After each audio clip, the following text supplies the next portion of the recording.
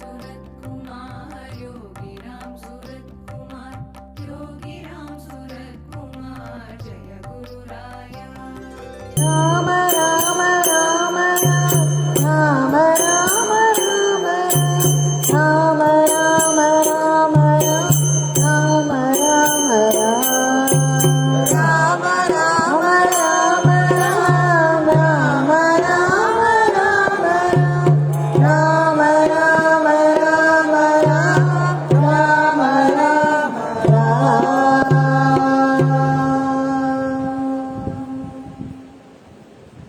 भगवान श्री योगी रामसुरत्कुमार की जय। सर्वं योगी रामसुरत्कुमारार्पणमस्तु।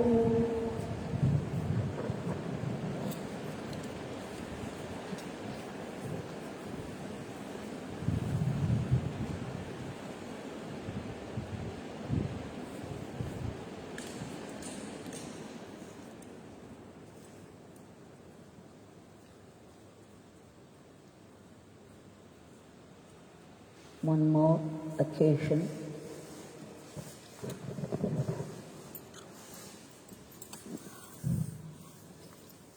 to be grateful to Bhagwan for all that he has done, all that he has been doing all the time.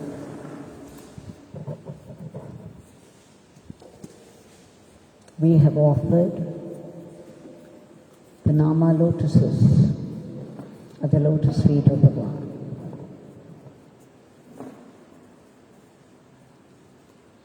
Now today, we shall once again go through some teachings of Bhagwan. They were all diamonds, pearls of wisdom that kept dropping from Bhagwan's divine wisdom. Now and then, when Agaram Jayaraman was with him, we have already gone through it once before, but then once is never enough. Even songs, Bhagwan would ask us to read again and again, to sing again and again and again. If he asked anybody to read something, he would go on asking them to read again and again and again until he was sure that they had absorbed it. It's a process. Whatever we learn from these great masters, we have to bring it to our mind again and again and again and contemplate until we get it in the system itself, that it becomes one with our blood. And then, very naturally, we would begin to do what is expected of us by him.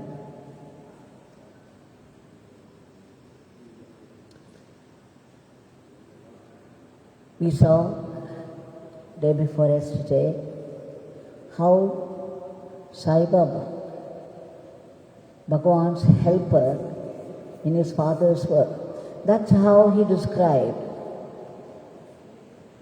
the dog that he chose for his father's work. Bhagwan would not even tolerate if somebody mentioned it as dog. Once a family, a little boy was afraid to come near, saying, "Nai, nai," which means in Tamil, dog. Immediately Bhagwan got wild. He said, "Don't say it is Nai, it is Sai, Sahai, the helper in Father's work." So, we saw how Bhagwan monitored everything from inside that at the right time when the Bairagi had come, when the Bairagi wanted to harm Bhagwan by chanting some mantras of Kala Bhairava. But before the mantras damaged Bhagwan in any way, Sai Baba came jumping inside and then went and stood by Bhagwan's side. And then what did the Bairagi see? None other than Kala Bhairava in the place of Bhagwan. Bhagwan gave darshan to the Bairagi as Kala Bhairava with Sai Baba by his side as Bhairava Pika. We also saw how Sai Baba helped on the occasion when a family, Gomti's family, brought their son, Kannan, the little boy, who was bitten by a dog. We saw yesterday how when he was seated there, Sai Baba came right inside, went straight to the boy despite his screaming, and then smelled exactly the place where he was bitten by the dog. And immediately after, he went back to Bhagwan and sat there like a goody-goody boy.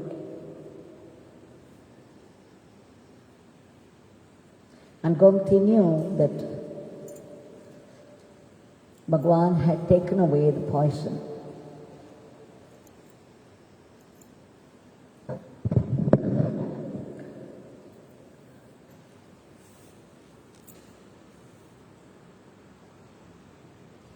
This mic is very disturbing.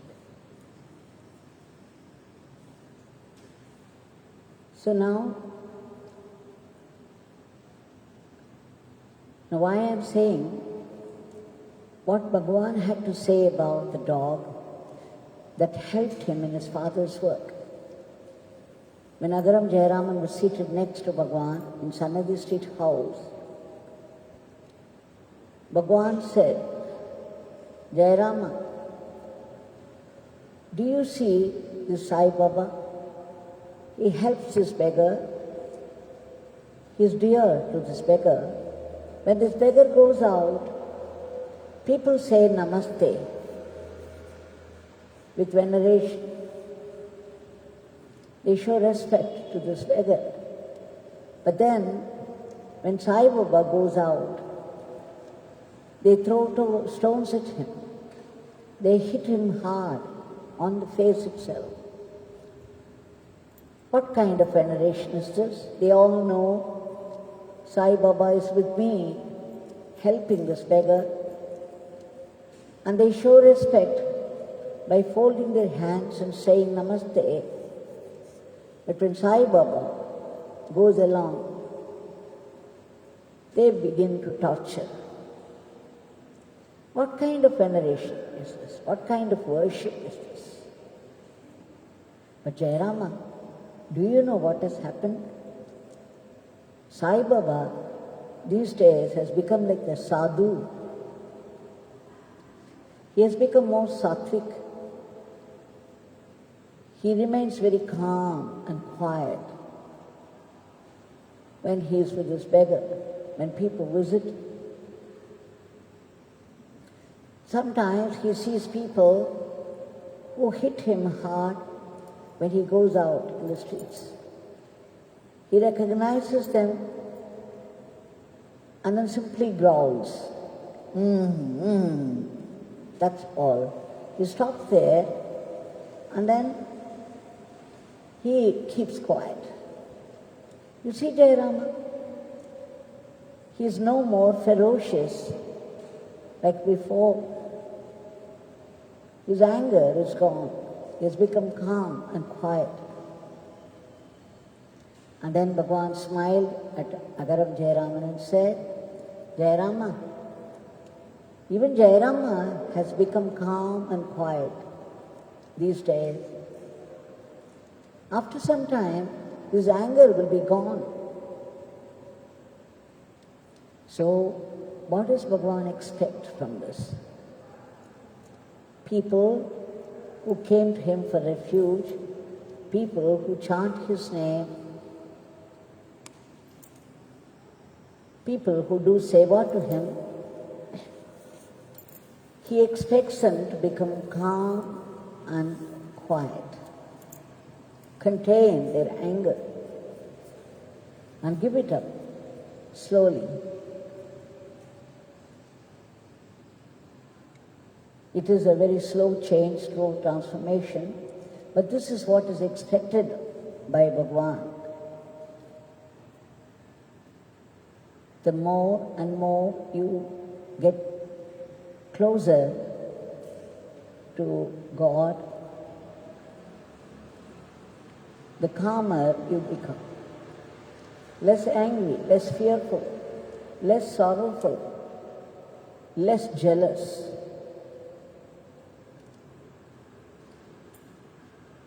Less self-pride, lesser and lesser desires for worldly things. These are expected. This is transformation.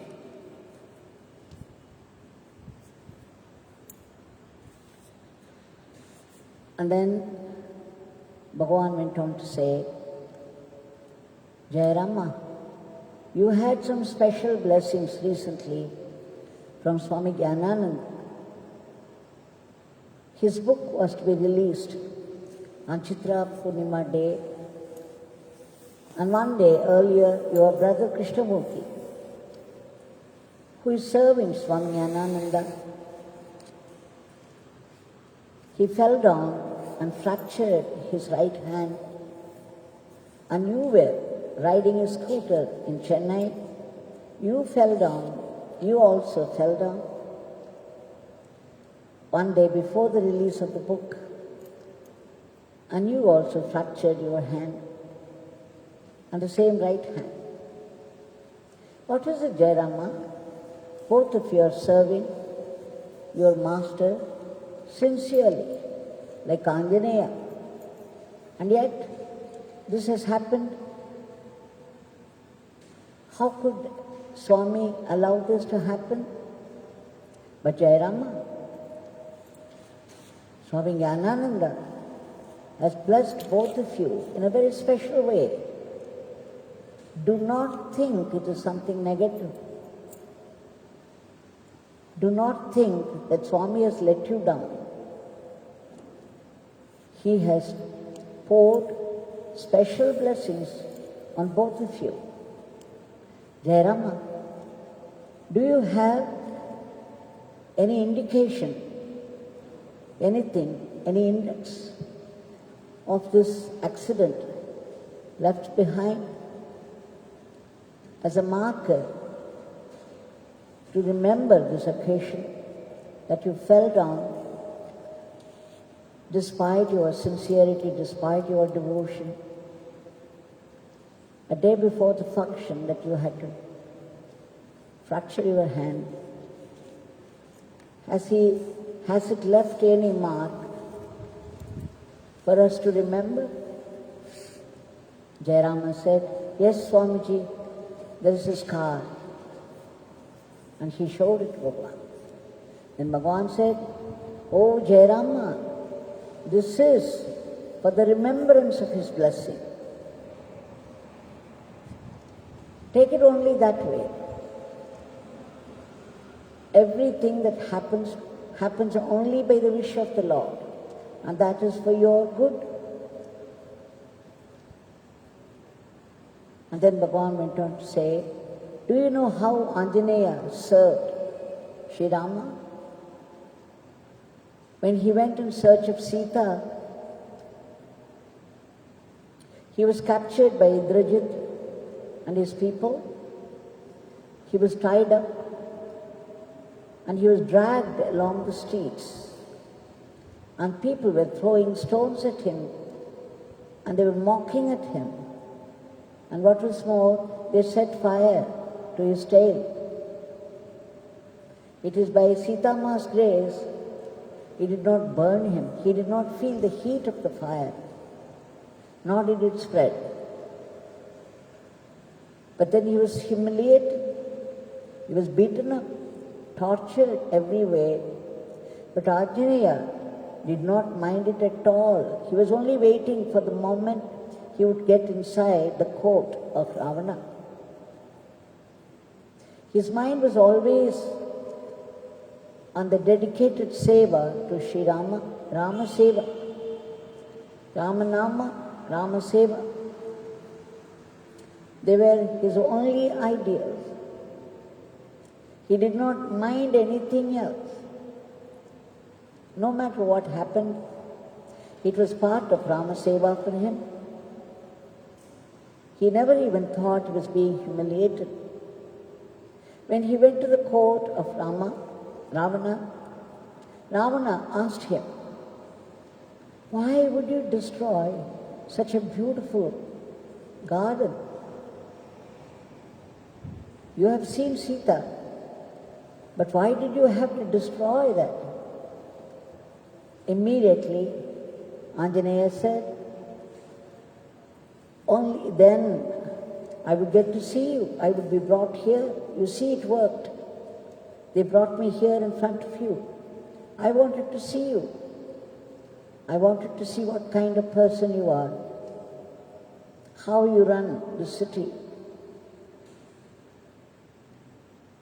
So, in the Seva, in Rama Seva, in Guru Seva, if something has to be done so that the Seva will progress, it is not to be thought of adharma. This is what Bhagwan was trying to say. Everything was part of Rama Seva for Anjaneya. He did not mind the humiliation. He did not mind destroying the garden. What mattered to him was only Ramanama and Rama Seva. You people are like Anjaneya. Anjaneya did not fight with anybody there. He just carried the message across. Now, to do this kind of dedicated service to the Master, what is important is the mind control. And how does one control the mind? When you see somebody making a mistake, immediately you jump on to advice. You tell them not to do this, not to do that. Practice this and practice that. Now, instead of telling other people, instead of fighting with other people, instead of fighting outside, you fight inside yourself. Find out what enemies are there inside. The enemies are more inside than outside. Find out your own weaknesses. Find out your own mistakes. You fight them out so that you transform.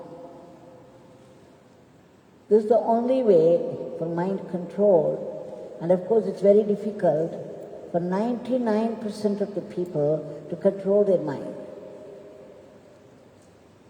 We need only God's grace for that. All the same, Jai Rama, one must keep on trying. The end result is in the hands of God, but trying is with us. So one must go on trying and trying for transformation, for remembering the Guru or God, for doing seva with dedication to the satisfaction of the Master.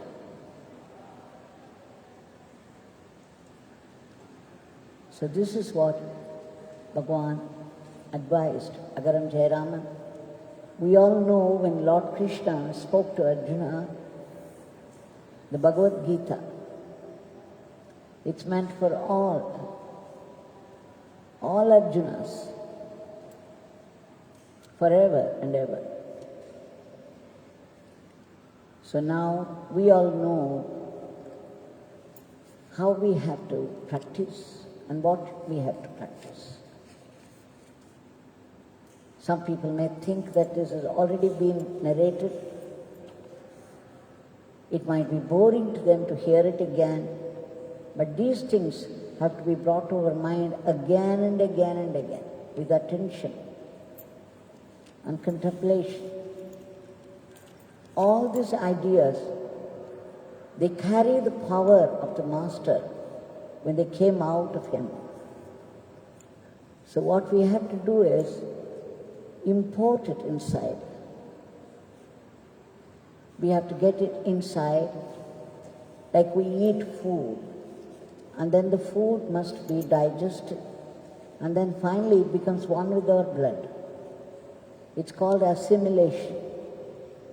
Now all that we have heard from Bhagwan, let us hear it repeatedly, and whatever we heard, let us contemplate on.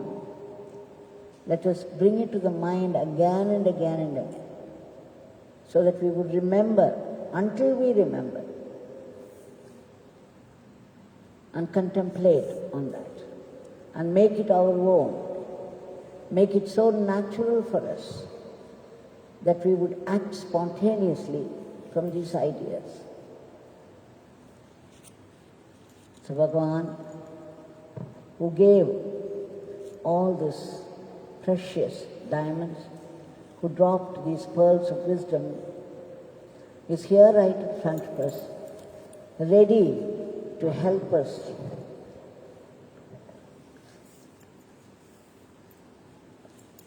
with whatever we seek. And we seek transformation. We seek relief from sufferings in this world, and we seek transformation. Because we don't like what we are. The ego self, all the time reacting, acting less and reacting more. When those monkey sevaks were helping Rama to build the bridge, there was this squirrel, and the squirrel so much wanted to help Rama. At least these monkeys, they were all citizens of Sugriva's city, Sugriva's kingdom. And they had a purpose behind, because Rama, if he should win, he would make Sugriva the king of the kingdom. But this squirrel had no motivation at all, no motive at all behind it, except that the squirrel wanted to help Rama, wanted to do seva to Rama. Such pure motive. There was nothing else on its mind. So it went and dropped itself into the water, sea water, and then it would roll over on the seashore, pick up all those particles of sand, and then it would go to the place where they are building the bridge, and there it would shake itself so that all those sand particles would fall down there. And it was doing it was going on doing it when Rama noticed it, and he knew instantly the squirrel was doing the seva with pure intention. Immediately he took the squirrel on his lap and stroked its back with such love and tenderness of a mother. And that is why they stayed. These marks of love and tenderness stayed on the back of squirrel. Only the Indian squirrels have these marks, the 3 lines. So saying, Bhagwan concluded his session. Jai Rama, in your seva to your great master, if you should get humiliated, get tortured in different ways, know that it's a special blessing from the Master. And the scar you have will always remind you of the special blessing. It should remind you of Anjaneya, what he had to go through in his seva to Rama. And the final victory was Rama's, Anjaneya's. So we should pray to Bhagwan that we should remember, not only remember, but practice it also. And of course appeal to Bhagwan's generosity for his immediate divine intervention to free the entire humanity from the clutches of this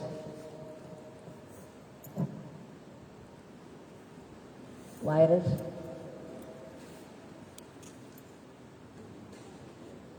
And bring back normalcy to the world.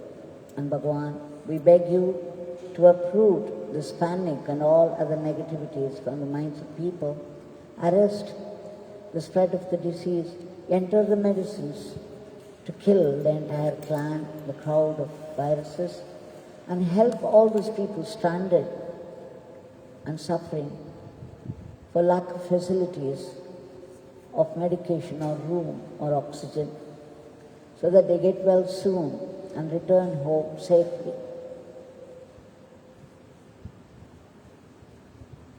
And Bhagwan, all those great soldiers who have been laboring hard day and night, slogging through the day, please protect them and give them all-round well-being. And we beg you for a lift to economy.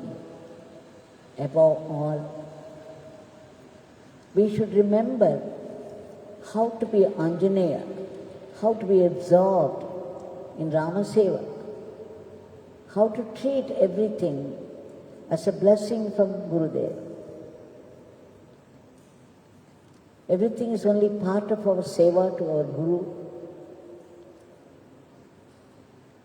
There was one Muhammad J.C. who lived even before Tulsidas. He wrote a beautiful Ramayana, though he was a Mohammedan. He was drawn to Sri Rama like Kabir, and he wrote Ramayana, a beautiful Ramayana in Hindi. And for all that, he had only one eye. And people used to make fun of him, criticize him. But he put up with all that and asked them, why are you blaming the pot? You should blame only the potter. It is the potter who made this pot. It is not the fault of the pot. So show your mockery, criticism, abuse to the potter. What can the pot do? Let us remember this advice from Bhagwan. Everything happens only by Father's will. And whatever happens, happens because it's necessary for our further progress in the path. And it's a great blessing. Bhagwan, give us this attitude. Please bless us with constant remembrance of your name. And let us be a willing and fitting instrument in your hands.